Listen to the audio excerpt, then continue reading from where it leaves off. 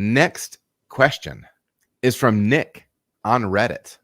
What is your opinion on the matter of removing the Manway gasket from a fermenter or bright tank during the CIP cycle?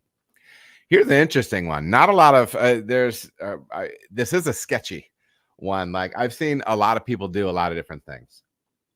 I worked at a place that, keep them on the door. You keep them on the door.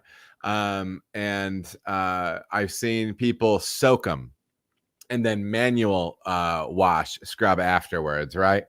And then I've seen people put the racking arm inside, pointing up inside the vessel, and then they just throw the Manway gasket over that and loop it so it's hanging in there.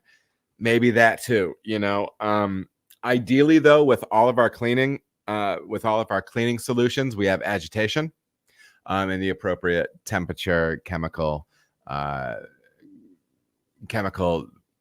density. Density is not the word. Chemical concentration, temperature, time, speed, all those things. I have a CIP book, if you couldn't tell. But yeah, I've seen, so at Sonder, we have that amazing COP pot that actually has its own pump. It's a huge stainless, basically sink that it has flow through, and we can run a full caustic acid and peracetic acid run on. If you would like to see that, check that out on the playlist. It's one of the more recent in brewery things that I have, so that's cool. It should be maybe in tutorials, so dig into that. That one's pretty cool. So yeah, you can do that and then put that back on the tank. When I was at Cartridge, I was a soaker, a scrubber, scrubbing with the towel as well. And then rinsing, and then I would put it back on a door that I had cleaned and scrubbed already. But I've done gasket on, I've done no gasket in the doorway.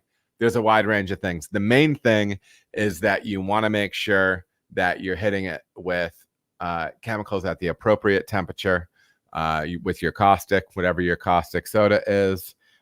Get some agitation on it, get it clean.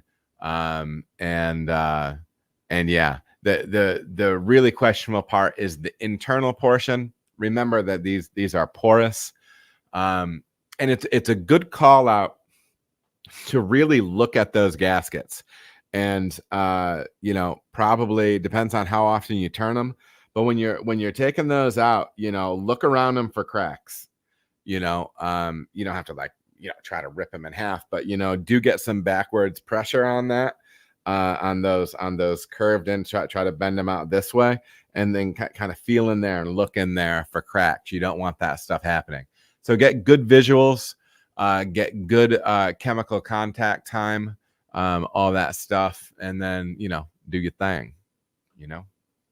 So that's my take on it. Nick, so take that.